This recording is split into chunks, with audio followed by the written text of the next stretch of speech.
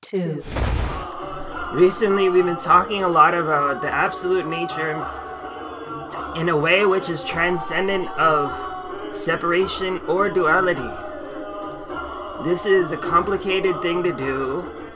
It can be confusing and it can lead to a lot of misunderstandings. I myself, recently, the last couple days, I've been sitting and pondering, reflecting about the ideas of theism, atheism, duality, non-duality, mixtures of different aspects of these things, and trying to come to a conclusive understanding.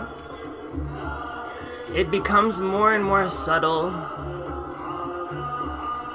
definitely more and more subtle, more transcendent, more inconceivable.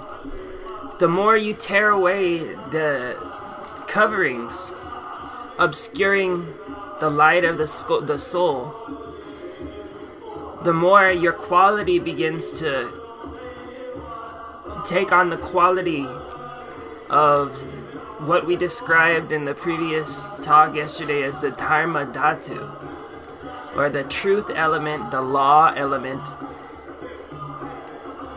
the element constituent part of the reality which is within everything and which contains an absolute nature free of any defilement, which contains a purity in the very likeness of God, of what we would perceive as the infinite, absolute reality, full of divine qualities and opulences. And so it's a narrow path to walk, trying to balance duality and non-duality together. But the truth is inconceivable and it's beyond these things.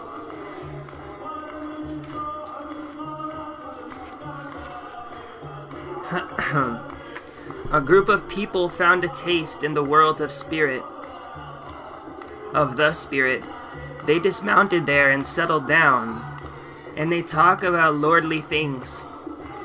Although this is that same world of spirit, they fancy it to be lordly.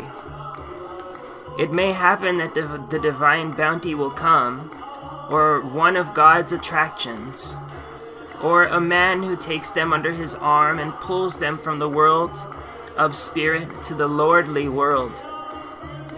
Enter into following, because there is another subtlety.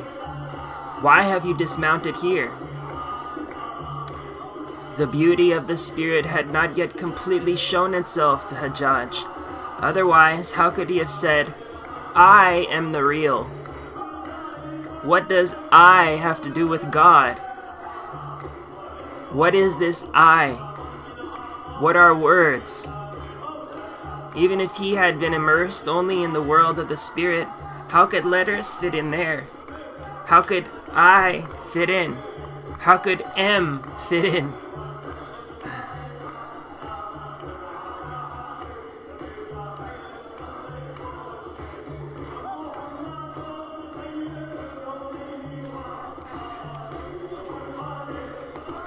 So this book which I'm quoting from is the autobiography of Shamsi Tabrizi, who was the man who inspired Rumi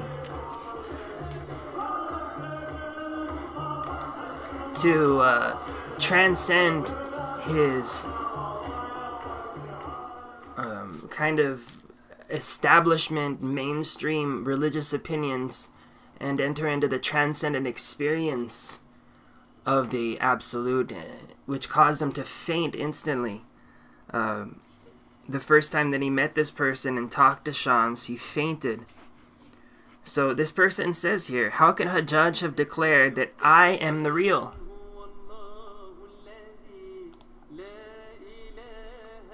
What does I have to do with God? What is this I? What are words? Even if it had been immersed in the world of, only in the world of spirit, how could letters fit there? How could I fit in? How could M fit in? And this reminds me of some of the things that we've been talking about in the Mahayana Buddhist context, which holds to a kind of cathartic view of the self as no self, but at the same time confirms the existence of a true Atman. How could I fit into the realization I am the real? The real is infinite. Where is I inside of that infinite light?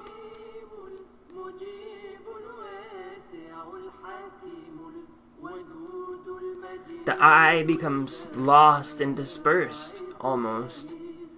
And the light penetrates.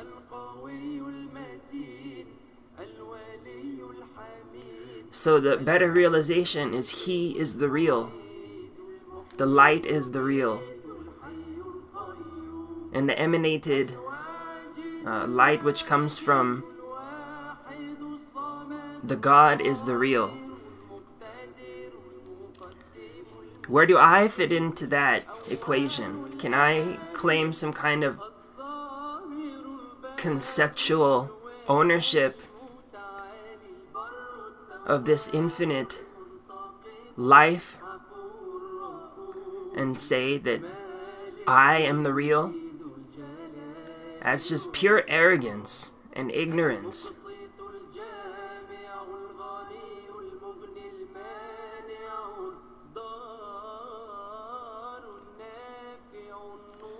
So there's a balance that needs to be struck. Somehow this infinite light and life penetrates everything.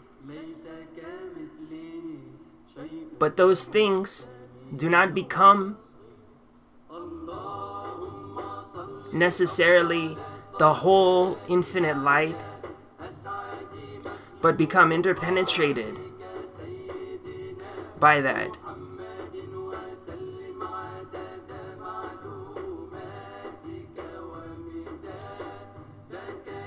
And so an inconceivable balance is struck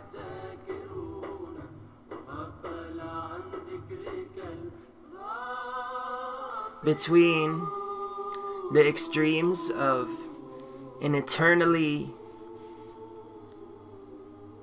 self-existing, independent identity, or a lack of that at all. A balance between a God and a person, between the God and a person, between duality, difference, and sameness, between the manifest and the unmanifest, the spiritual and the material. And this is what Mahayana Buddhism attempts to do by striking out a middle way path between these two extremes, between these infinite amounts of extremes which characterize our universe, our binary universe, which is so based on repetition, and in a kind of binary way. 1-0, 1-0, 1-0, 1-0, 1-0, 1-0, 1-0, 1-0, 1-0. The name of Mount Meru means a rhythm. I looked this up recently. Meru refers to a cadence, a rhythm. Dun dun dun dun dun dun dun dun dun dun dun dun dun dun. And this rhythm is related by the ancient Vedic mathematicians to the Fibonacci sequence. 1, 1, 2, 3, 5, 7, 12, etc., etc. This Fibonacci sequence number is called Meru Prasthana.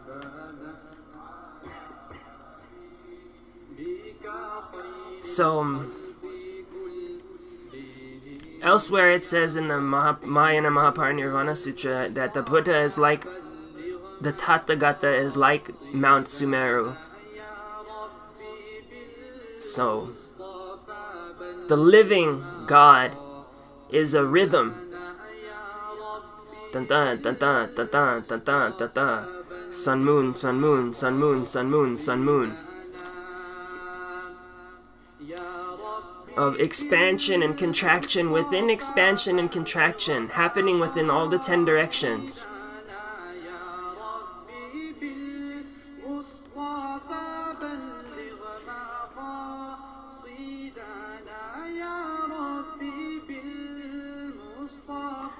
As he permeates the whole of the reality, as he moves to every single point in the universe, in each moment. It's said in the Sri Isha Upanishad that God is faster than all and outruns all in his speed. This is in reference to that cadence of life and light or qualities, energy, which permeates everything in a rhythmic way, building like crescendos in a musical scale, climaxing and fading. Except in this musical harmony, the universe is being generated moment to moment.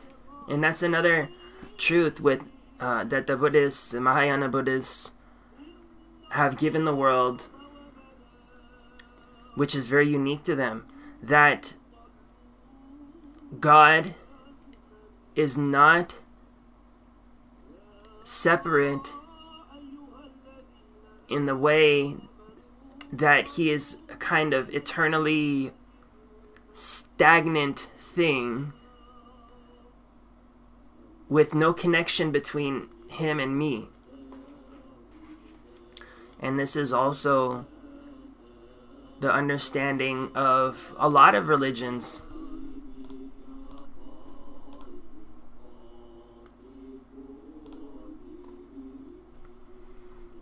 A lot of religions which put forward that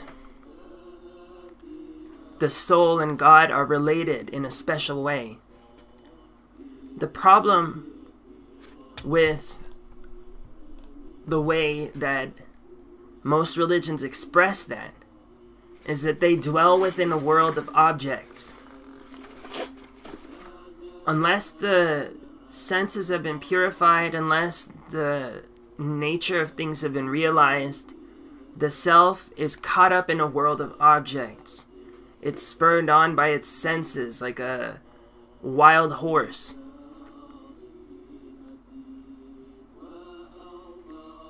And so it relates to things in the sense of objects. Object, subject. But God is not a stagnant, separate object. In the Mula Madhyamaka Karika of Nagarjuna, he very expertly destroys any kind of false assumption that God exists as a separate thing. Because he says that if that were the case, if the eternal were something independent, eternal, and unchanging,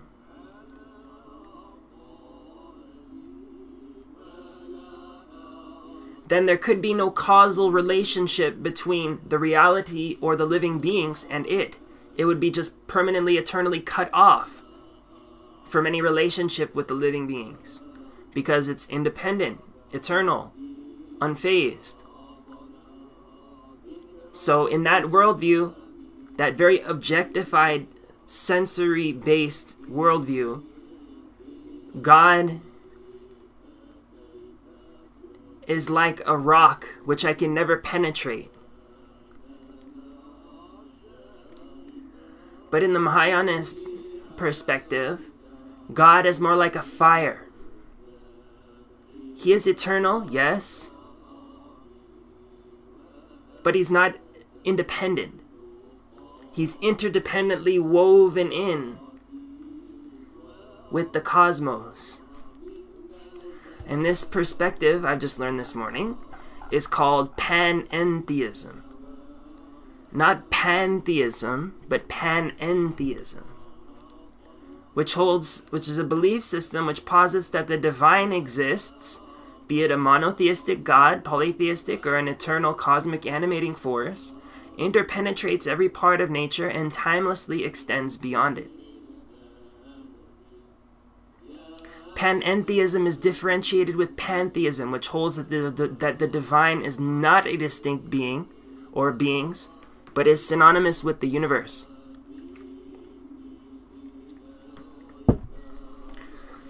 So Panentheism, which characterizes the majority of Hindu philosophy, Eastern philosophy, and even Western philosophy in a lot of ways, in the kind of esoteric Gnostic or Kabbalah or Sufi kind of way.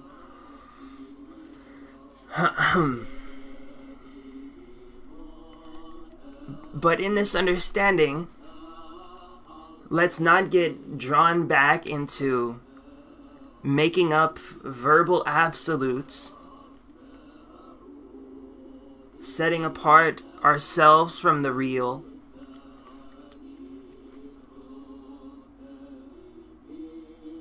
or any such other conceptual masturbating which takes us further away from what is.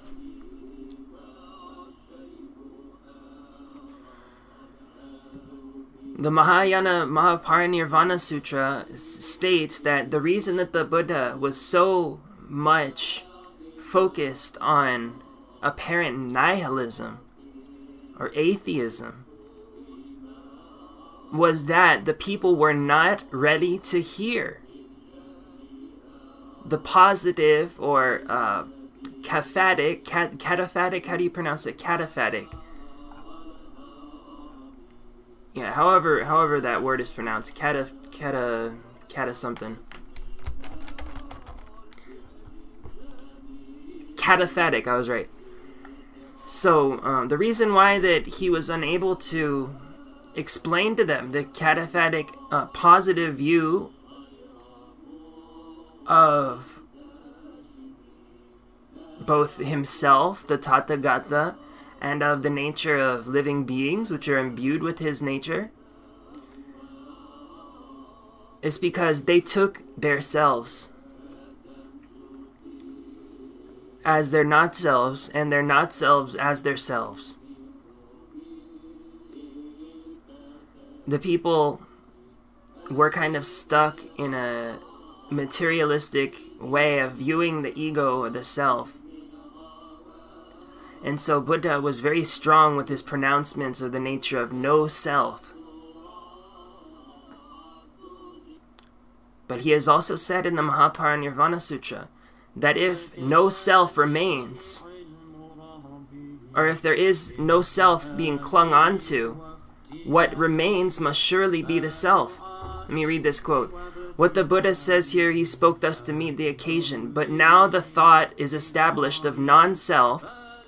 He means to say what is true, which is about the inner content of nirvana itself. If there is no more any non-self, what there exists must be the self. If the non-eternal is made away with in nirvana, what there remains must be the eternal. If there is no more any sorrow, what remains there must be bliss. If there is no more any non-self, what exists there must be the self. If there is no longer anything that is impure, what is there must be the pure.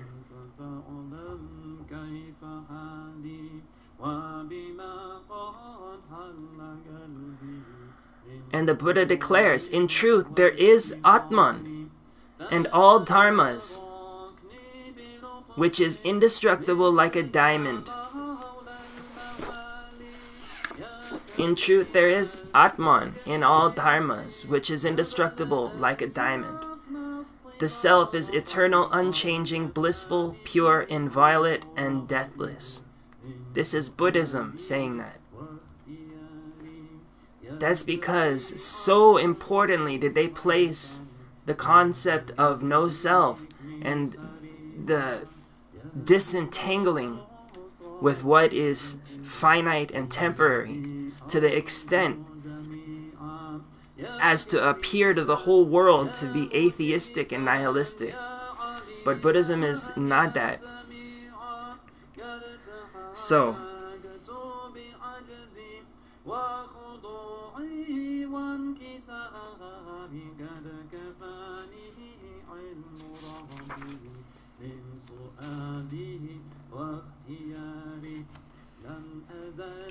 in order to have an idea of the self,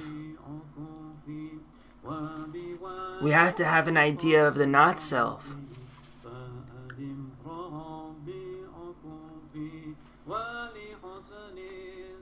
So it's a twofold practice, cathartic and cataphatic. Apophatic, how do you apophatic, or however that is pronounced. There's two angles of vision. So when we dispel what's finite, what's temporary, what's left? Something permanent, yes. Something blissful, certainly. Something full of wisdom.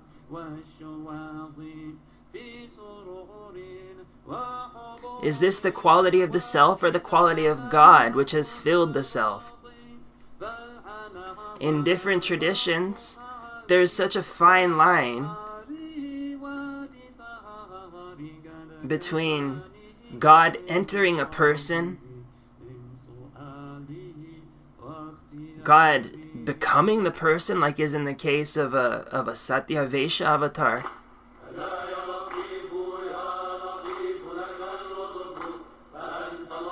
God, intercoursing with the person internally, God absorbing the person. There's plenty of language to describe the middle way between apophatic and cathartic. I don't know if I'm pronouncing that word right.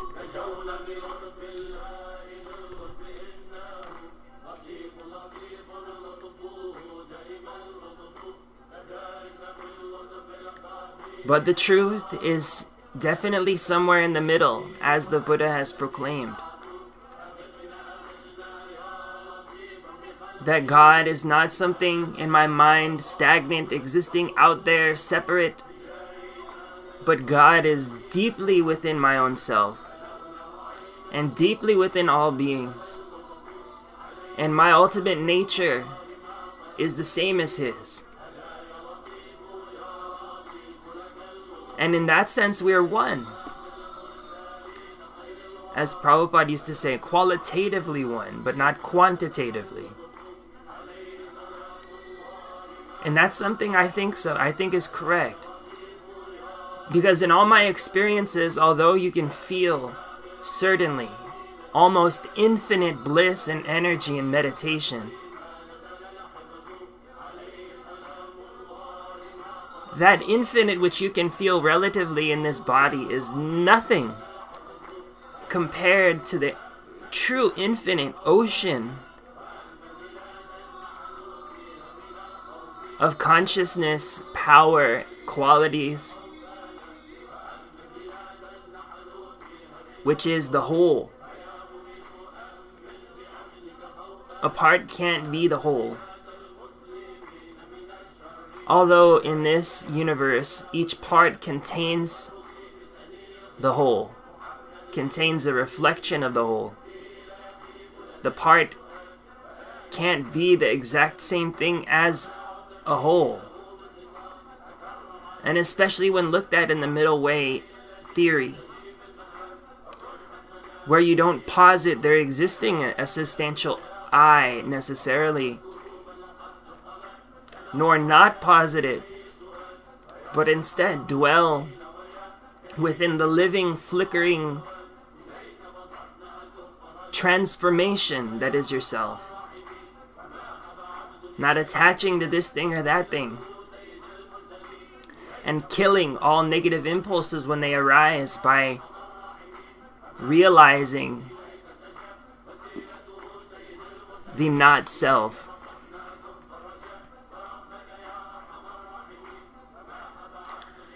And gradually there arises more and more perfection.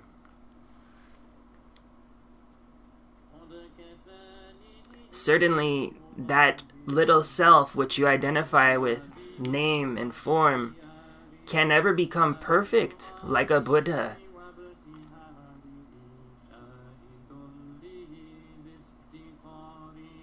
Unless it's abandoned.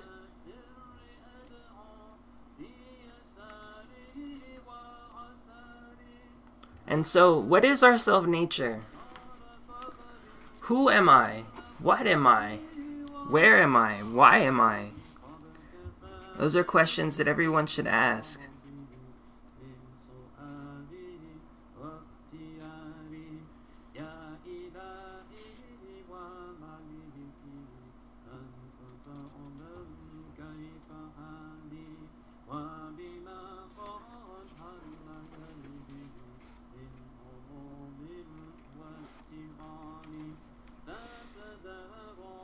But for the love of God, don't just accept this idea, I, me, mine, am.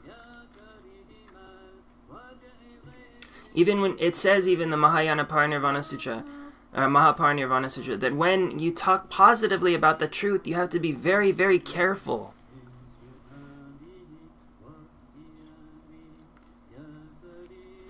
That you don't give rise to more dualistic, objectified perceptions.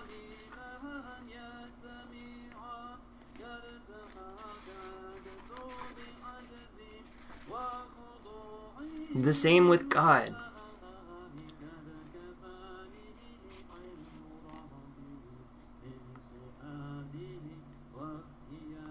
The only way forward is the middle way of truth. Seeing that the God is not a separate and independent, eternal being, but is living, all-pervading, of the nature of a flash of lightning, sustained, arising, flowing, non-arising,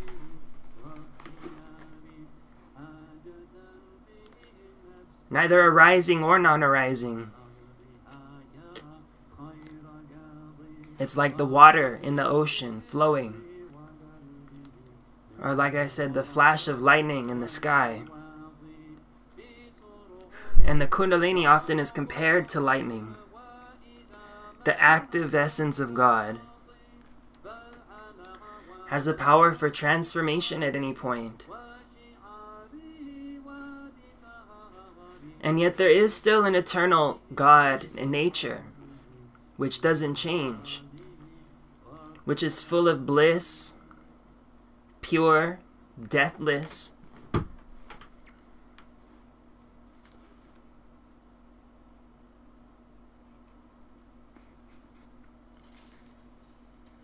But that nature is not an object of mental speculation.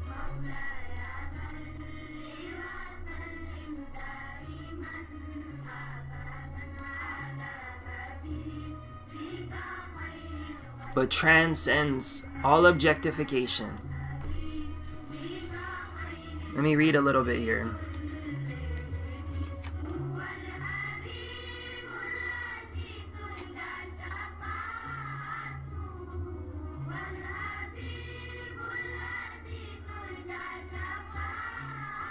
Someone said, God is one.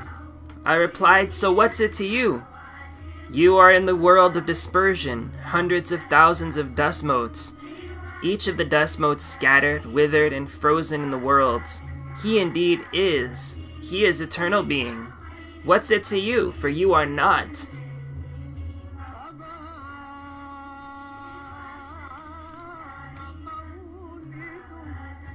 He's saying that a person who identifies with this sense of I and me and am becomes scattered like dust motes. But a person who doesn't is gathered in themselves. And that person is one in the same way that God is one.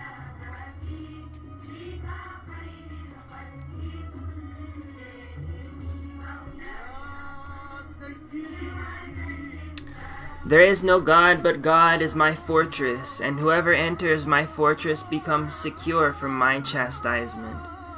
Whoever comes into this fortress, he did not say whoever mentions the name of this fortress. To say the name of the fortress is very easy. You say with the tongue, I went into the fortress, or you say, I went to Damascus. If it's with the tongue, then in one blink you'll go to the heaven and earth. If it's with the tongue, then in one blink you'll go to heaven and earth. You'll get the throne and the footstool. He said, whoever says there is no God but God, purely and sincerely will enter the garden. If you now sit and say it, your brain will dry out. He is one. Who are you? You're more than 6,000. Become one yourself. Otherwise, what's his oneness to you? You are like 100,000 dust motes, with each dust mote taken by a caprice. Each dust mote taken by an imagining. Purely through his intention, sincerely through his activity. There's no need for the promise of entering the garden. When he does that, he will be in the garden himself.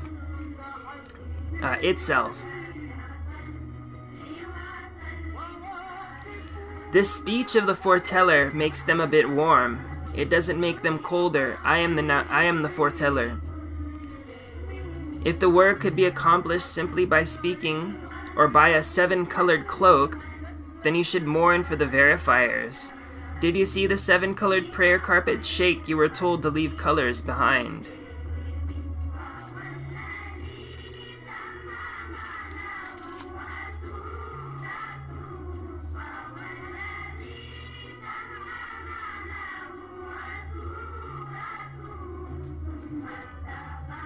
Let's see.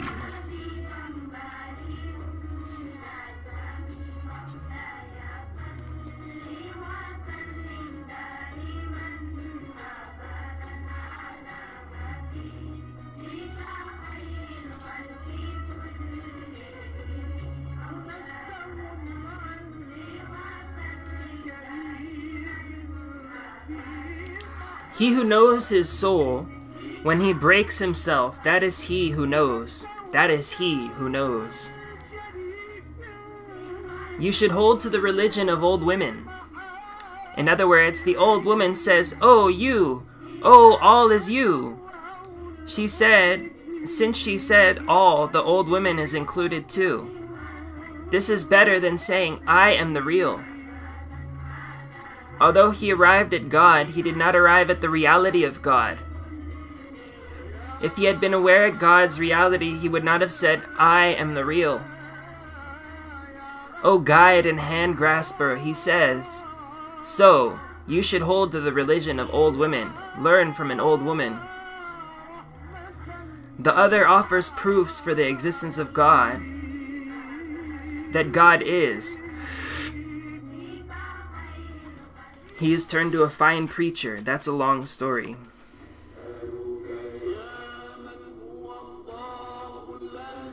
He who knows his soul knows his Lord. Why didn't he say who knows his intellect, who knows his spirit?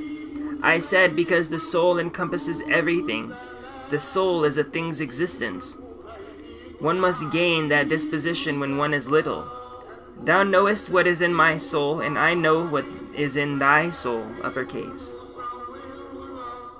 Thou knowest what is in my soul, and I know what is in thy soul.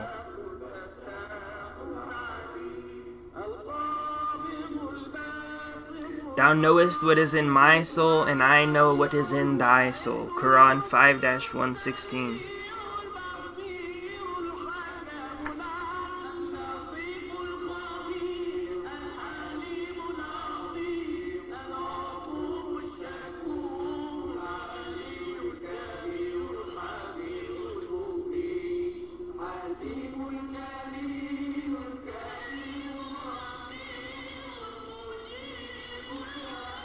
There's not much from Ahad, the one, to Ahmad. An M in the world veils the meaning. Count that M as the world. When it disappears, Ahmad has the attributes of Ahad, the one. Listen to some words. Every J is B, every B is J. Hence it is necessary that Bism Allah, in the name of God, becomes Jism Allah, the body of God. What an absurdity! That M is denial, and it is the veil of the state. When that M no longer remains, that is the state, and no absurdity remains. Count that M as the world. When it disappears, what tasteless words, what insipid speech. Learn from that little old woman. She says, "Oh you, all you. Oh you, all you." After that, she's in the midst. Whether a little old woman, a youth, or an old man. Where is she? Gabriel doesn't find her dust. What place is there for Michael? Her intellect does not find the way. How could there be a place for someone else's intellect? You have been brought for this work. You have not been brought for denial. There's no room here for words. It's narrow. Likewise, Jesus has said in his Apocrypha of James,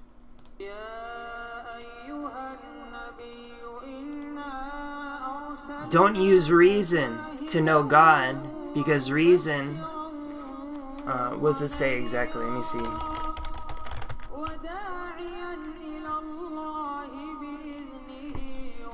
Either way, it says to know God by the Spirit. To know him by your heart, and not by intellect. Because intellect, this shit will never make sense. All the intellect can do is kind of point, you know.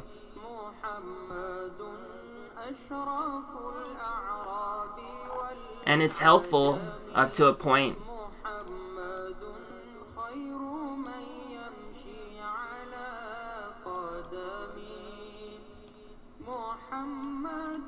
Let's see. The Lord said, "Therefore I say unto you, become full, in order that you may not be diminished. Those who are diminished, however, will not be saved. For fullness is good, and diminution is bad. Therefore, just as it is good for you to be diminished, and on the other hand, bad for you to be filled, so also the one who is full is diminished, and the one who is diminished is not filled as the one who is diminished is filled. And the one who is full, for his part, brings his sufficiency to completion. Therefore it is fitting to be diminished while you can still be filled, and to be filled while there is still the possibility to be diminished, in order that you can fill yourselves more.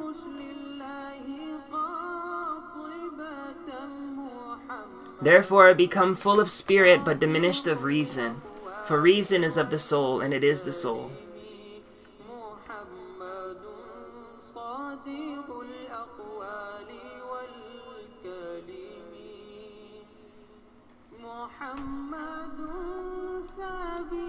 So only the heart can see the essence of the grace and beauty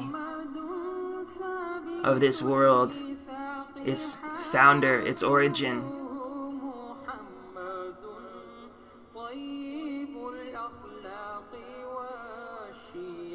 To understand it logically is a long, complicated process, and there should be some intellectual understanding there, but not grasping. The reality ultimately transcends logic, transcends dualities, transcends extremes of conceptual truth. Real, unreal, dual, non-dual. All of these words are only used relatively. Relative to an inner experience being related externally.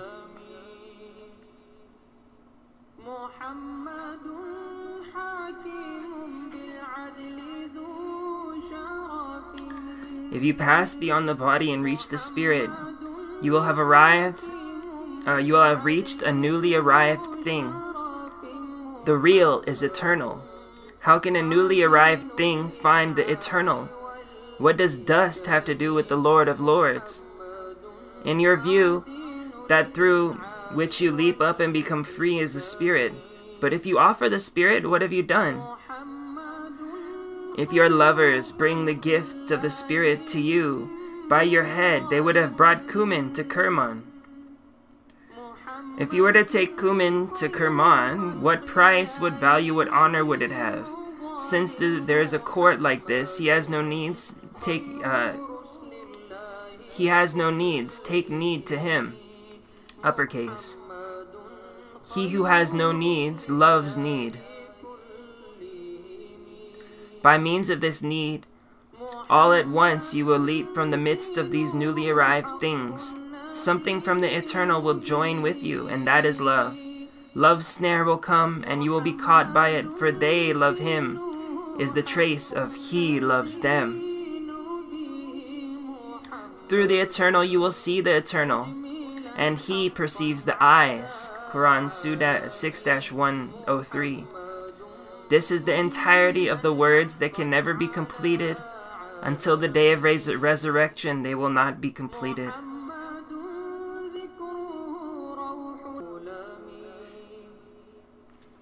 I wonder what these people think friendship with God is. That God who created the heavens, who created the earth, who made the universe appear, is his friendship gained so easily that you come in and sit before him, you talk and you listen? Do you fancy this a soup kitchen? You come in and you drink it down, then just leave?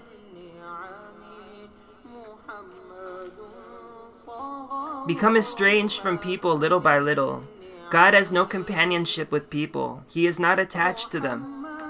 I don't know what one gains from them. From what can they free you? To what can they bring you near? After all, you have the conduct of the prophets. You're going in their tracks. The prophets didn't mix much. They were attached to God even if outwardly people gathered around them. The words of the prophets have interpretations. It may happen that they said go, and in reality that go is don't go.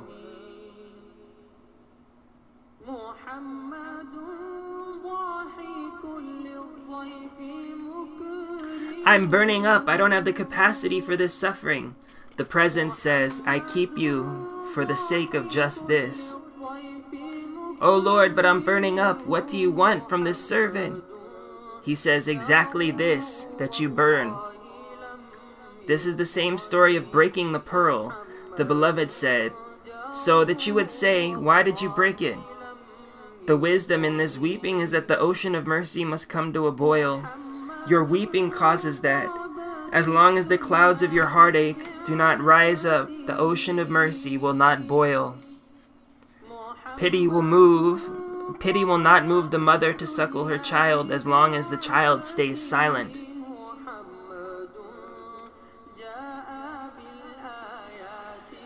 The vizier said, how can I break this pearl? The king said, you speak the truth. How can you smash it?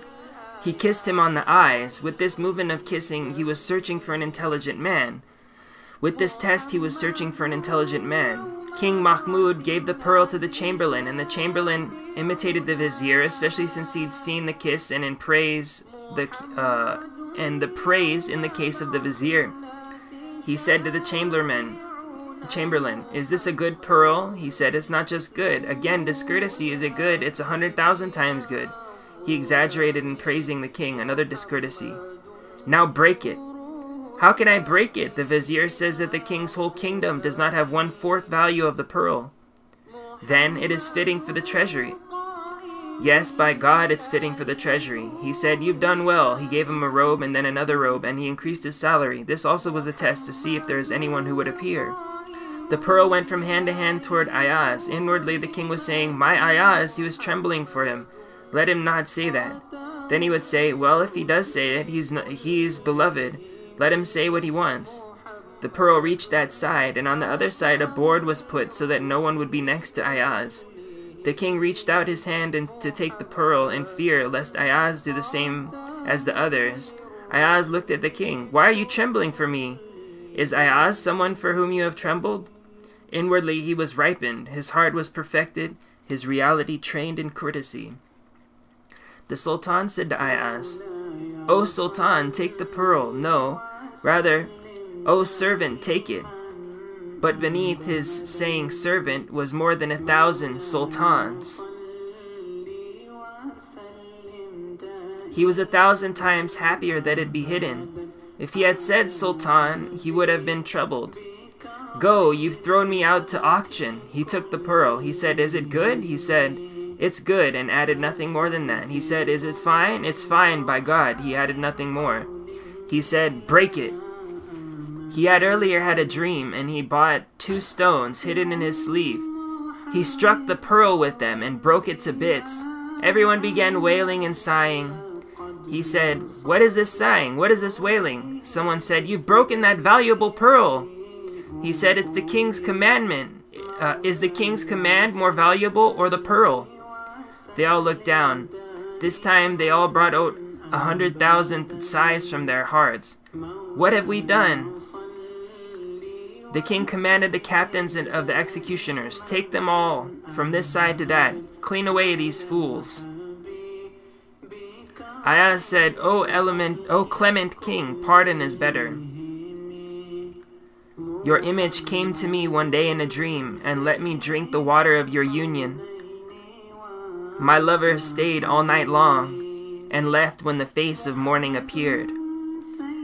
My all is given to your all, my all is busy with your all. I'm sure there's a deep message in that story. It seems something to do with the treasure that God has and how each person views it. But it would take some investigating to understand and reflecting on that story. Either way,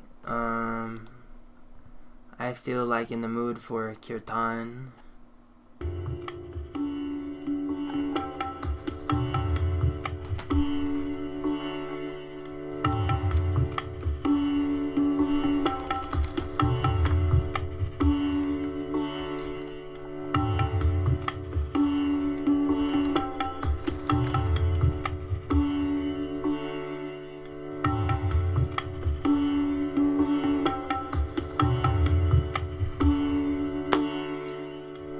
Jiva jago, Goda chanda bole, Kota nidra jamaya, Pisachira kole.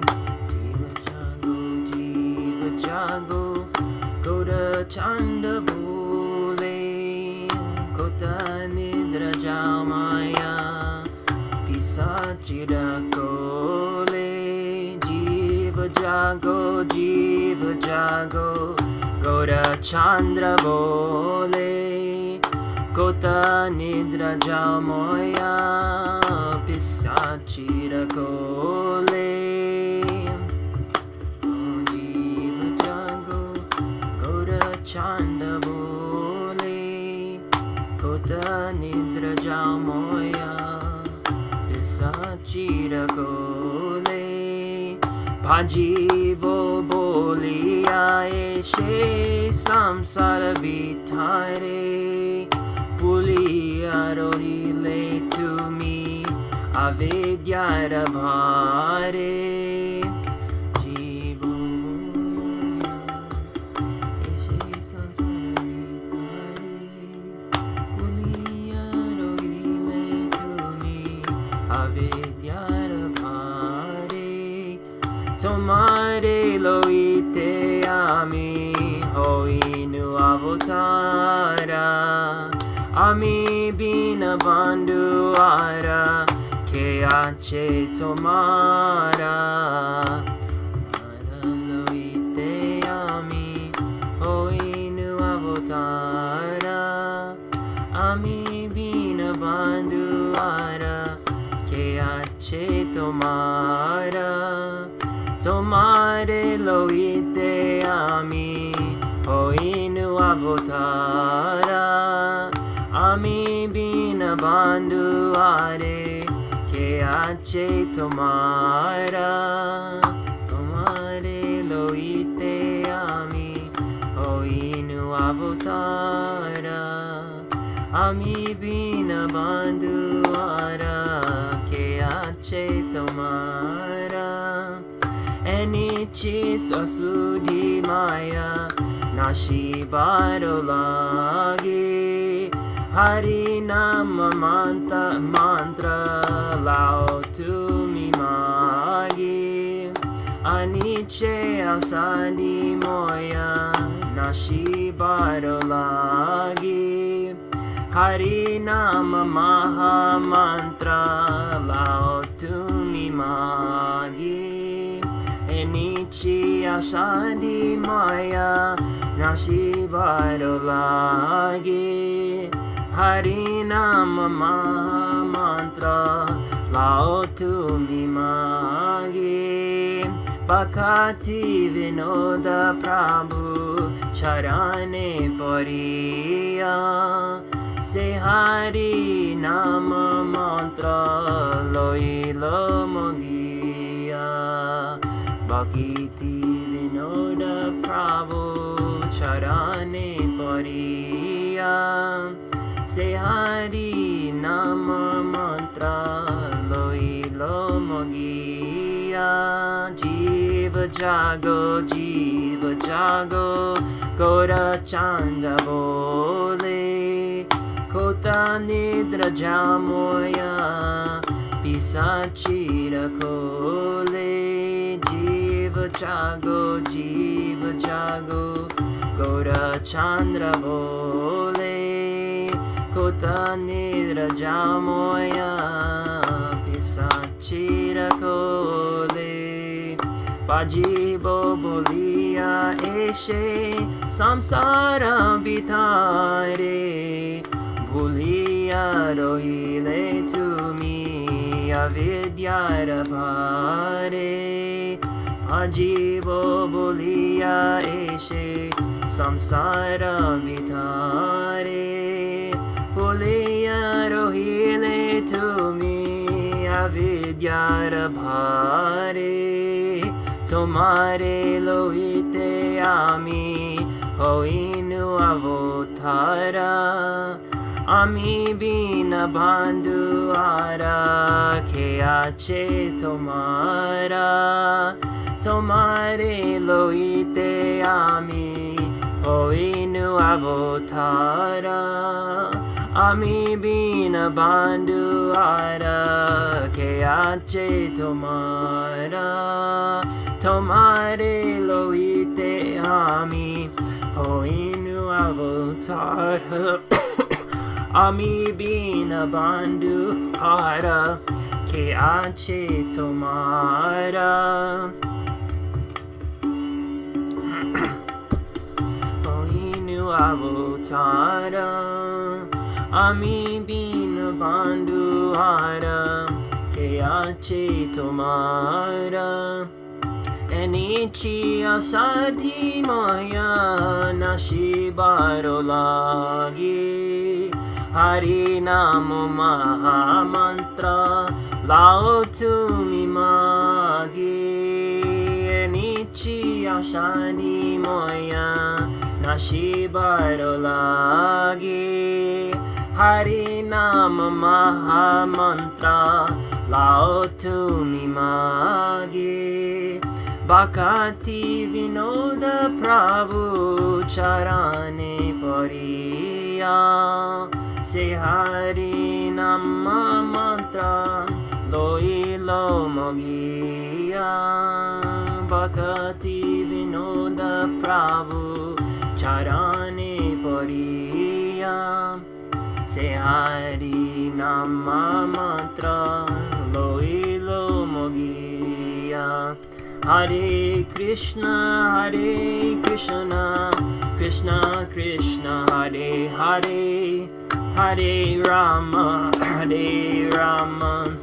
Rama Rama, Hare Hare, Hare Krishna, Krishna Krishna, Hare Hare, Hare Rama, Rama Rama, Hare Hare. Hare Krishna, Krishna Krishna, Hare Hare, Hare Rama,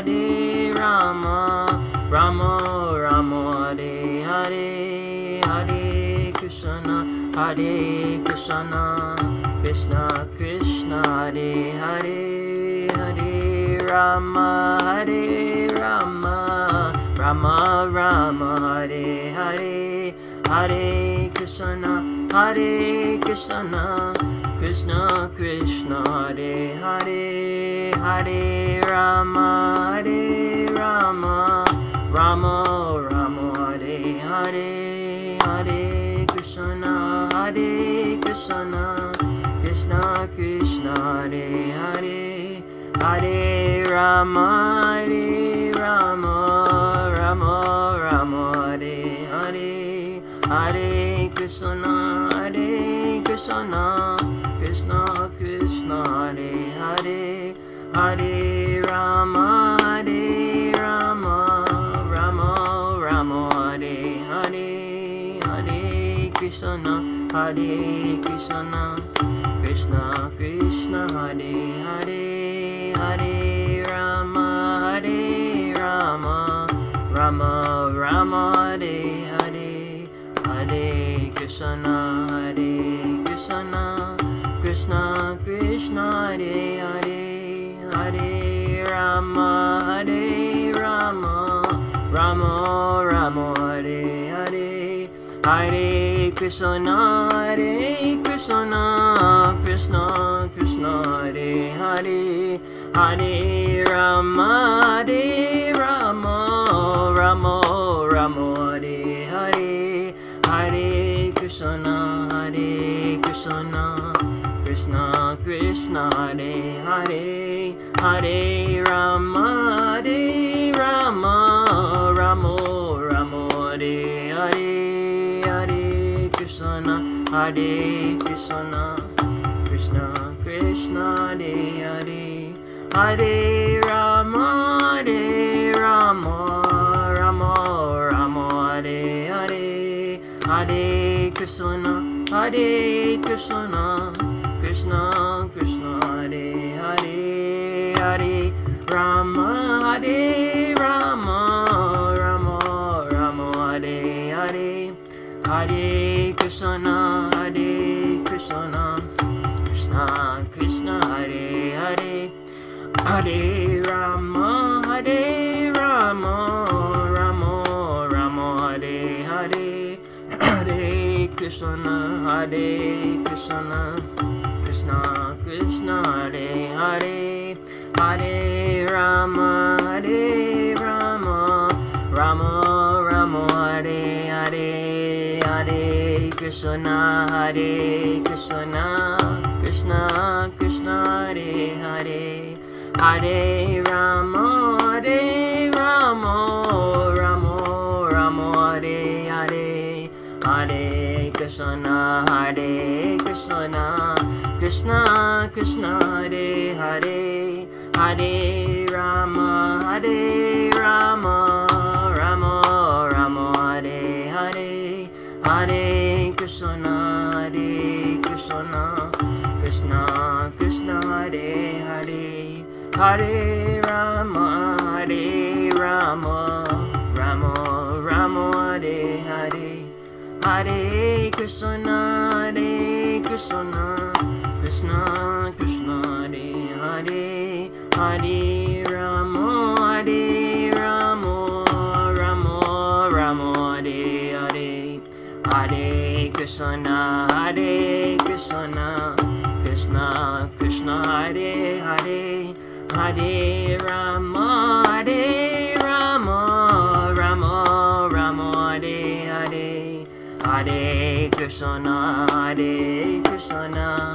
Krishna Krishna, Hare Hare, Hare Rama, Hare Rama, Rama Rama, Hare Hare, Hare Krishna, Hare Krishna, Krishna Krishna, Hare Hare, Hare Rama, Hare Rama, Rama Rama, Hare Hare, Hare Krishna, Hare Krishna, Krishna Krishna, Hare Hare, Hare Rama, Hare Rama, Rama Rama, Hare Hare, Hare Krishna, Hare Krishna, Krishna Krishna, Hare Hare, Hare Rama, Hare Rama, Rama Rama, Hare Hare, Hare Krishna, Hare Krishna,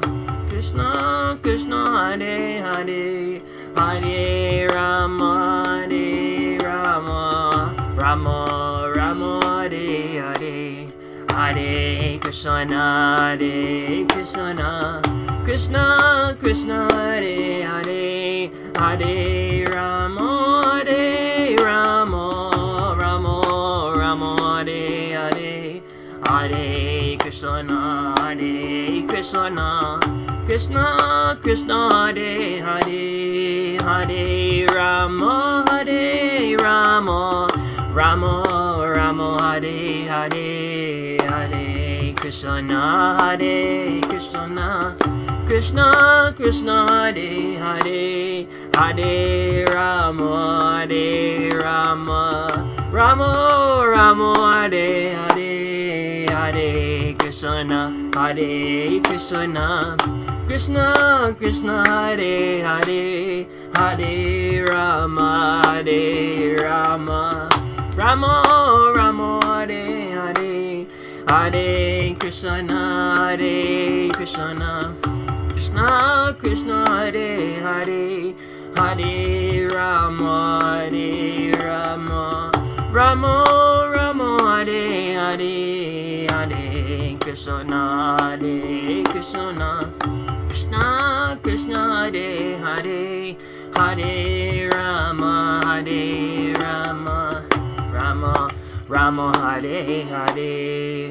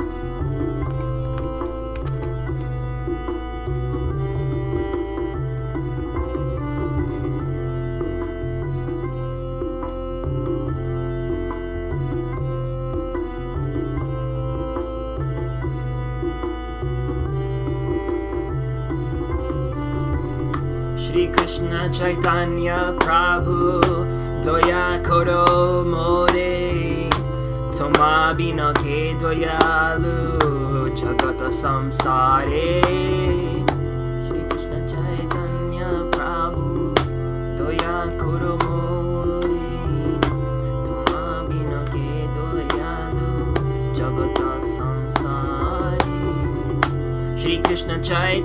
Chaitanya Prabhu Doya Koro More Toma Bina Ke Doyalu Jagata Samsare Shri Krishna Chaitanya Prabhu Doya Koro More Toma Bina Ke Doyalu Jagata Samsare Shri Krishna Chaitanya Prabhu Doya Koro More Toma Bina Ke Doyalu Jagata Samsare Shri Krishna Chaitanya Prabhu Doya Koro More Toma Bina Ke Doyalu Jagata Samsare Patita Pavana Hetu Tava Avatara Mosama Patita Prabhu Napaive Ara Patita Pavana Hetu Tava Avatara Mosama Patita Prabhu Napaive Ara Aha Prabhu Nityananda Premananda Sukhi Kripa Balokana Koro Ami Boro Dukhi Aha Prabhu Nityananda Premananda Sukhi Kripa Balokana Koro Ami Boro Dukhi Doya Koro Sitapati Advaita Gosaye Tava Kripa Bali Pai Chaitanya Nitai Doya Koro Sitapati Advaita Gosaye Tava Kripa Bali Pai Chaitanya Nitai Goda Prema Maya Tanu Pandit Gadadhara Srinivasa Haridasa Doyara Sagara Gora Prema Maya Tanu Pandit Gadadhara Srinivasa Haridasa Doyara Sagara Ahasvarup Sanatana Ruparaghunata Bhata Juga Shri Jiva Ha Prabhu Lokanata Ha Swarup Sanatana Ruparaghunata Bhata Juga Shri Jiva Ha Prabhu Lokanata Doya Koro Shri Acharya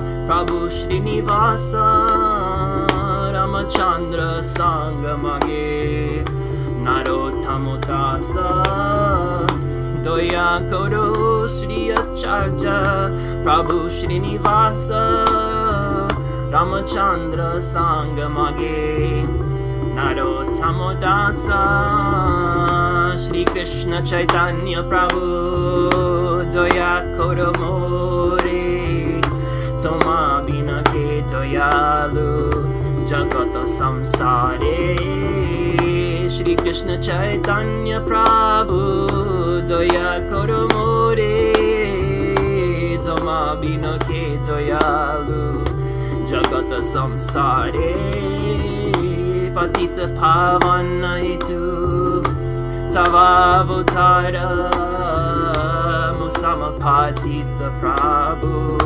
Napaive Ara Patita Pavana Hetu Tava Avatara Musama Patita Prabhu Napaive Ara Haha Prabhu Nityananda Premananda Sukhi Kripa Balokana Koro Ami Boro Dukhi Haha Prabhu Nityananda Premananda Sukhi Kripa Balokana Koro Ami Boro Dukhi Doya Koro Sitapati Advaita Gosaye Tava Kripa Bale Paye Chaitanya Nitai Doya Koro Sita Pati Advaita Gosai Tava Kripa Bale Pai Chaitanya Nitaye Goda Prema Maya Tanu Pandit Kadan Hara Srinivasa Haridasa Doyara Sagara Goda Prema Maya Tanu Pandit Kadan Hara Srinivasa Haridasa Doyara Sagara Ha Swarup Sanatana Rupa Raghunata Vata Juga Shri Jivoha Prabhu Lokanata Ha Swarup Sanatana Rupa Raghunata Vata Juga Shri Jivoha Prabhu Lokanata Toya Koro Shri Acharya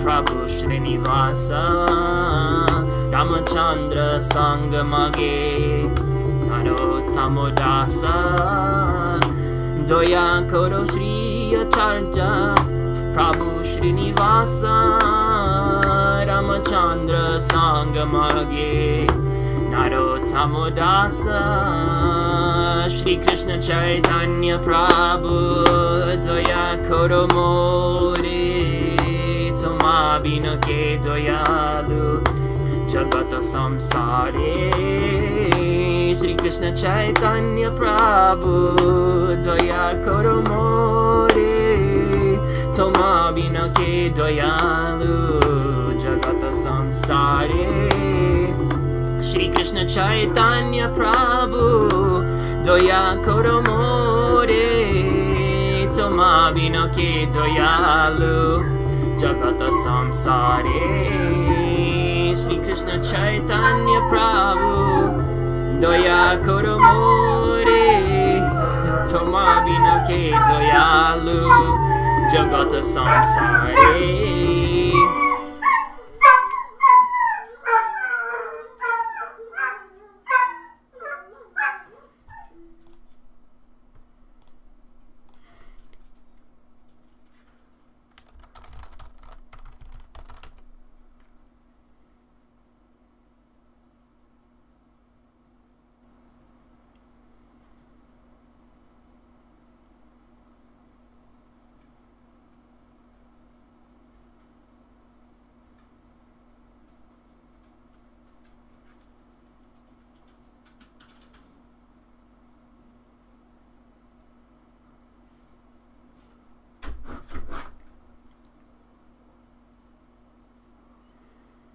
Nitai Gaura Hari Bol, Nitai Gaura Hari Bol, Nitai Gaura Hari Bol.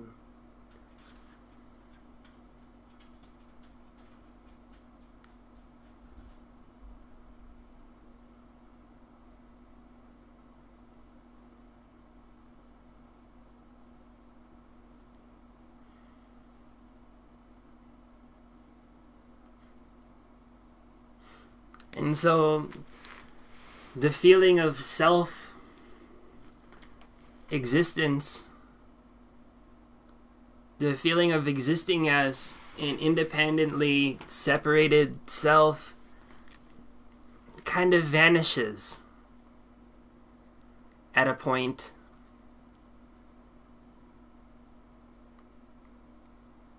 And what's left is the absolute in a manifested expansion kind of way.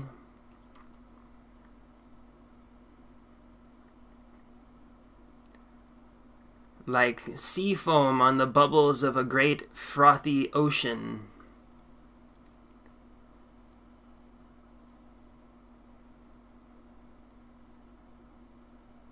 Or like a crystal clear crystal ball reflecting the inner reality.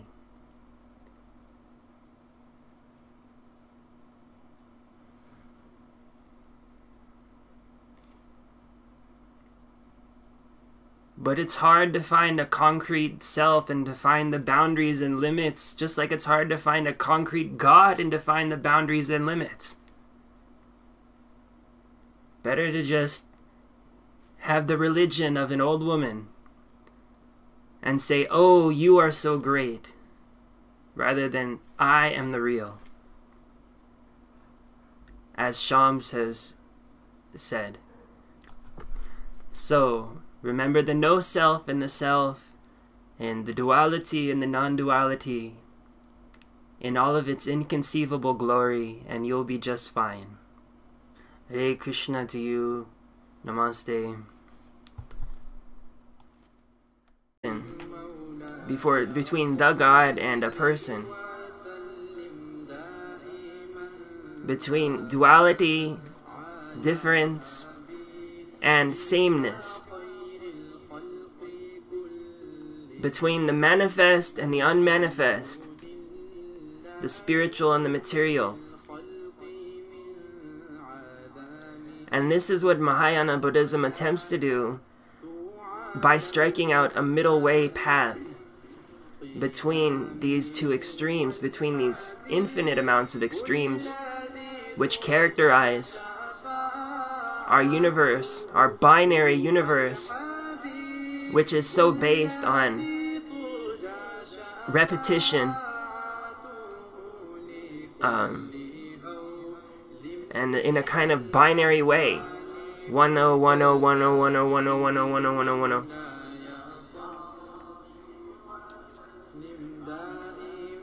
The name of Mount Meru means a rhythm.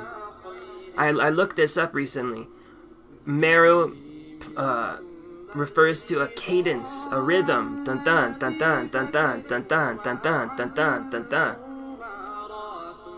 And this rhythm is related by the ancient Vedic mathematicians to the Fibonacci sequence. 1 1 2 3 5 7 12, etc., etc. This Fibonacci sequence number is called Meru Prasthana.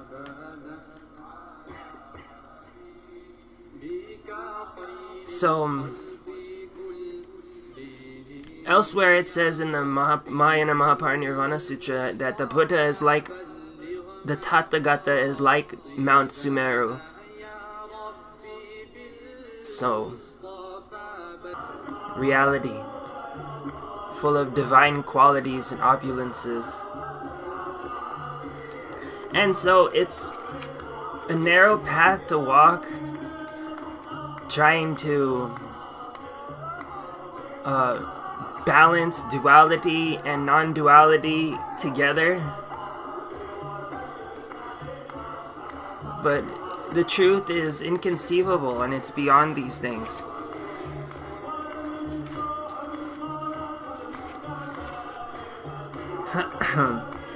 A group of people found a taste in the world of spirit, of the spirit.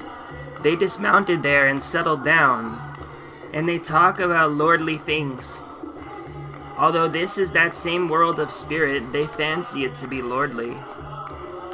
It may happen that the divine bounty will come, or one of God's attractions, or a man who takes them under his arm and pulls them from the world of spirit to the lordly world.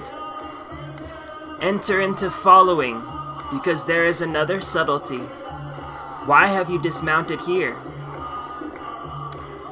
The beauty of the spirit had not yet completely shown itself to Hajjaj.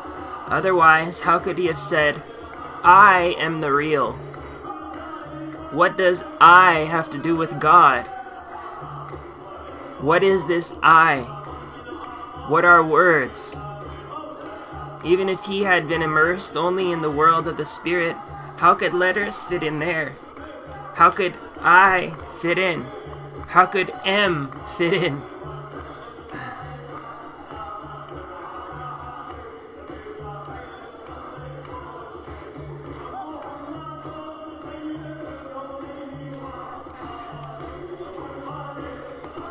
So this book which I'm quoting from is the light is the real,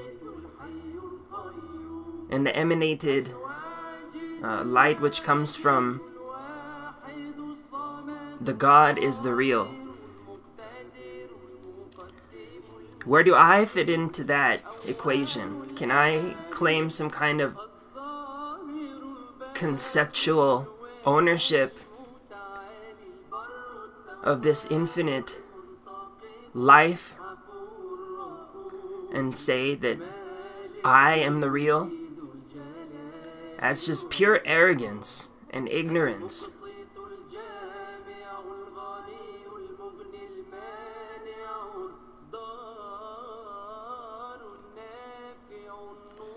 So there's a balance that needs to be struck. Somehow, this infinite light and life penetrates everything.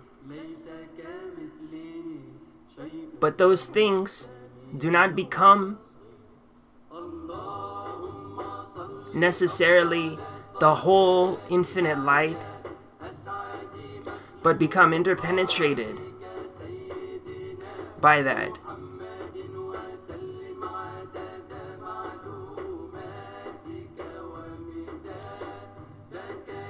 And so an inconceivable balance is struck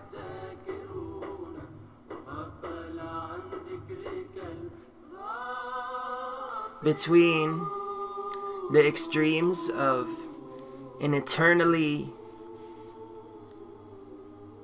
self-existing, independent identity, or a lack of that at all. A balance between a God and a person. Shakti Podsir 2. Recently, we've been talking a lot about the absolute nature in a way which is transcendent of separation or duality. This is a complicated thing to do. It can be confusing and it can lead to a lot of misunderstandings. I myself, recently, the last couple days, I've been sitting and pondering, reflecting about the ideas of theism, atheism, duality, non-duality, mixtures of different aspects of these things, and trying to come to a conclusive understanding. It becomes more and more subtle, definitely more and more subtle, more transcendent, more inconceivable.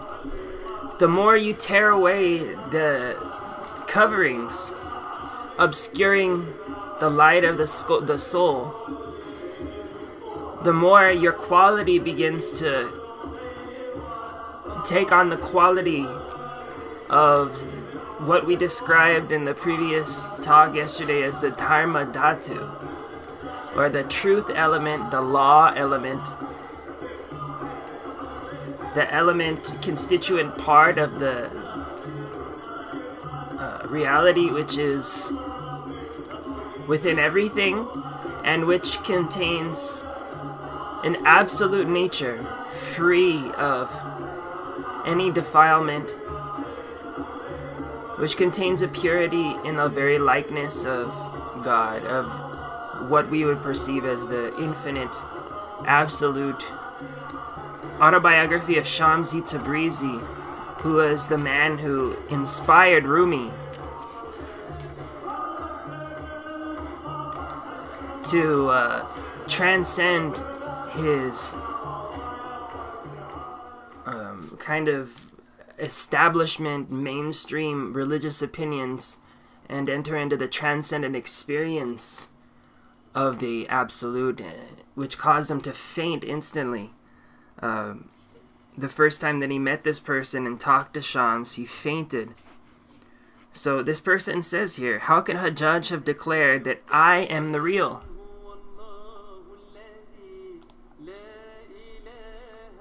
What does I have to do with God? What is this I? What are words? Even if it had been immersed in the world only in the world of spirit, how could letters fit there? How could I fit in? How could M fit in? And this reminds me of some of the things that we've been talking about in the Mahayana Buddhist context, which holds to a kind of cathartic view of the self as no self, but at the same time confirms the existence of a true Atman. How could I fit into the realization I am the real? The real is infinite. Whereas I, inside of that infinite light,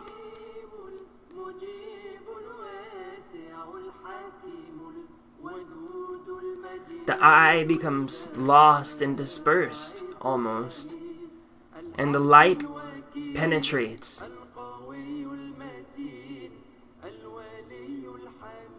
So the better realization is He is the real.